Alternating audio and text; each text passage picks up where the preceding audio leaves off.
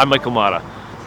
I was born in Nine Mills Hospital 41 years ago to two teachers.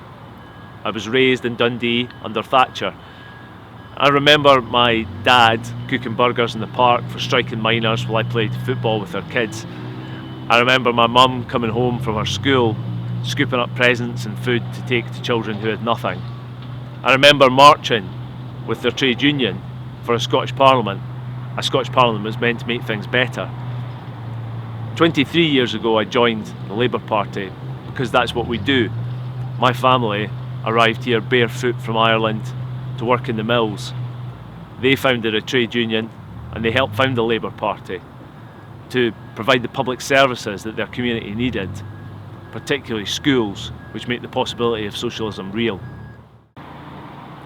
Education transformed my family because my grandmother's brothers and sisters worked endless hours in horrendous conditions in the mills to support her through college. 2 generations later, I attended Glasgow University and the London School of Economics, where I studied international development, and now work here providing jobs for the North East of Scotland. I'm proud to be a Labour councillor in Lochee and Dundee, but doing that work I see every day the impact of the SNP's decade in power. It's been a disaster for this community and for the whole of the North East. They've entrenched inequality, run down our public services and abandoned the poorest people in our society. That's the SNP's failure. Labour's failure is that we've let them away with it. Well, I'm standing because I've had enough. I've led the campaign for industrial jobs on the Tay, but I've watched as the SNP have broken promises on jobs time and again. I've led campaigns on education. I founded an education charity to improve the life chances of kids in poverty, and I've raised £1 million to pay for its work. But I'm done watching as the SNP let those kids down and write them off time and again.